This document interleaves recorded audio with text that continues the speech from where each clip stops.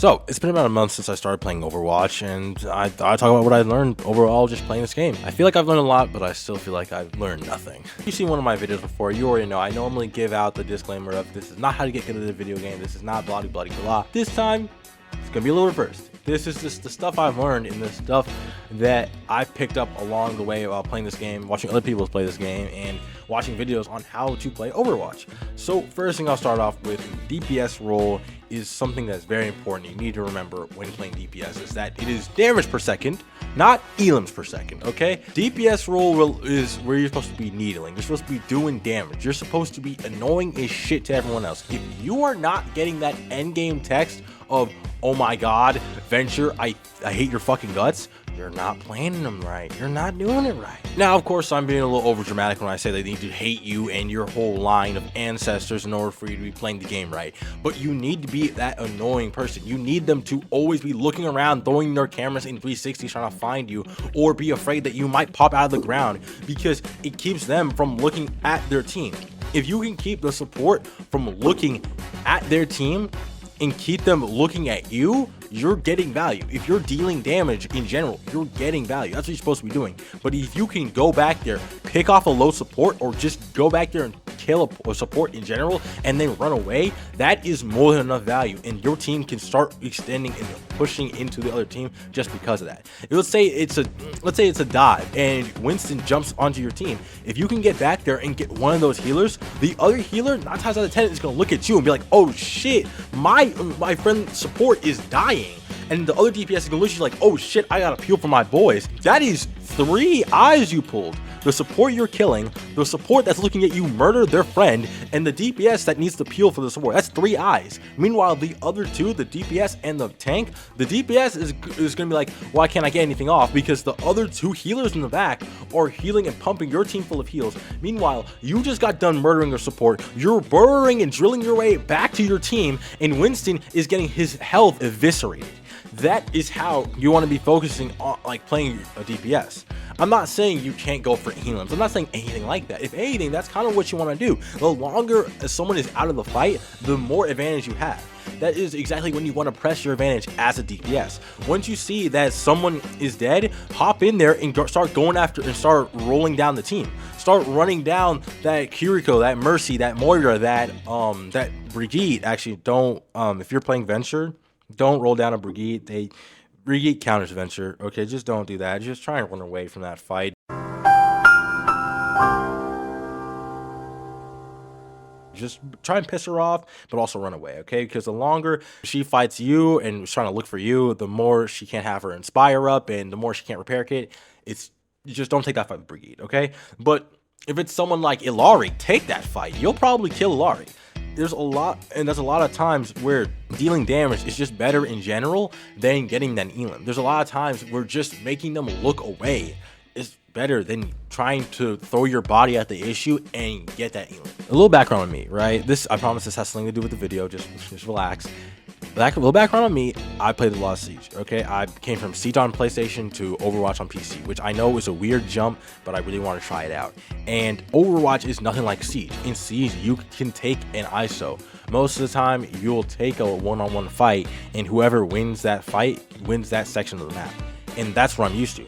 But that's not quite what Overwatch is. In Overwatch, it's a team game. If you go down, if you lose that fight, you're respawning, which is different from Siege, but it's different in the fact that your team loses someone. They lose one person, whether it's a healer, whether it's your tank, whether it's your DPS. They lose one person, and that can cascade into the next person dying, into the next person dying, into the next person dying, until it's a team kill, and everyone is waiting that 10-second respawn to go back and do whatever the objective is. Just that respawn in general can lose you entire games. One death can lose you an entire game, just like Siege.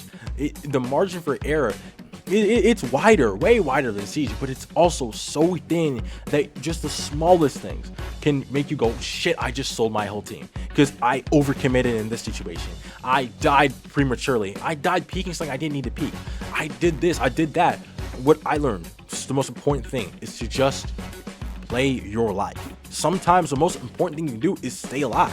Sometimes it's better to realize you're in over your head and go back to your team than try and stick it out and get one pick. Because all of them to leave is the same hole that you're leaving your team in.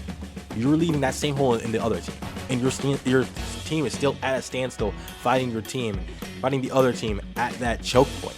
You really didn't give your team any real advantage by getting that one pick before you died. You just died, and now your team is reset back to that same point where it's a 4v4 instead of a 5v5. But if you go back and you decide to play your life and you decide to piss off those healers look away from their team, that opens up an advantage for your tank to try and push forward. Your tank can try and create some space, because now the other tank isn't getting the heals they would need to continue their push and continue contesting. Now they have to back off a little bit because the supports are getting pissed off. Then you burrow back through, you come back and get your heals, and now the supports are pissed off. They're looking every which way. You can snatch someone up, a DPS or someone else. You can snatch someone up, get that pick, and then your team can cascade off of that pick and keep pushing and keep moving. That type of synergy, what I just described, is exactly why I love playing Overwatch. Why it is honestly one of my favorite games I played this year. It's just stuff like that, the little things like that that make intense moments, intense games, make it overtime match point for all the marbles types of moves. Now, I did a shit ton of rambling about DPS. Let me touch on the supports. I know some supports are watching and they want to know a little bit about, what they might be missing. I play Brigitte, so what I say is probably not going to match up 90% well with what you play if you play like Ana or Kiriko. But what I know is that 90% of the time I need to keep up my Inspire. My Inspire is activated by me doing damage, and I love to be in the mix. I love to get in the fights. Okay. We're not in nothing together. Put the spoon down, put the hand down. We're nothing together. Today, I see. Okay. Anywho, so that's why I love playing Brigitte. Brigitte has so many different jobs than just keeping her Inspire up and mashing her heal button. Brigitte can't even mash her heal button because her main source of heals to get like direct drop shipping heals to somebody is her repair kits, which don't even out heal a lot of stuff. What you need to do 90% of the time you're playing support, at least when you play Brigitte, is value. Value is a term you need to learn and abuse. You need to know who will do the most with the heals you're going to give them. Some people you won't be able to do a lot with, but Ana is another person who thrives off of that value sort of mentality, where it's okay, if I give these heals to the tank, they're gonna keep soaking up the damage, and that's fine. But oh wait, what's that? Genji's in the background fucking it up. Wait, let me get you these heals real quick. Make sure you don't die. Make sure you get some picks and come back. That is the type of value you want to look for. You want to look for somebody who, when you give them that heal kick, they can do something crazy off of it. They can get that play. They can take that extra step and take that extra mile. Whether it's, even if it's just, oh, he's low, let me come back, and you start pumping them with heals so they can come back. Not only can Brigitte do that with her repair kits and her Inspire, just keeping that up in general heals the whole team without you having to look around and move your mouse, which is perfect for when it's a dive. Yeah, Genji might be in the backline fucking their shit up, but now I got a Genji on me. Guess who's perfect for healing? Who's not DPS? Brigitte. Yeah, she has to get close, but if it's someone who needs to take that fight, it's 90% of the time someone who needs to get close in order to take that fight if they're going to be dive. Like Venture. Venture's terrible for taking fights with Brigitte because Brigitte can take incredible duels. She shouldn't be dueling because, I mean, she's a support, and if she dies, then the team will crumble because the support's in the backbone. But just her taking that fight and punishing the Venture for coming into her domain is just infallibly incredible. That value you can get out of getting that kill, turning around and seeing your team is still topped off with heals, and your other teammate is back there who's fucking up the game back there. You can get them that heal, boom, and you can turn around and keep healing for your support. You can use your whip to keep your Inspire up, all of it. Like, in total, she needs to keep her repair kits on people who need them the most. She needs to keep her Inspire up. She needs to be able to look around and make sure that no one is blowing up her other supports or her backline DPS, and she needs to make sure that she isn't standing out in the open and taking a shit ton of damage, and she needs to also keep her shield up in case she needs to rush into a fight and block a little bit of damage. That's like 6 jobs for one character, and if you do it right, you will be unstoppable in that all branches off of one thing, one ideal, which is game awareness. You thought I was gonna say value, didn't you? You thought I was gonna say value? No, it is game awareness. Being aware of what's going on around you at all times is paramount for any role. You cannot get tunnel vision. I repeat, do not get tunnel vision. I used to a lot, and that used to get me punished a lot as Tracer, as Venture, as Pharah, as any character ever.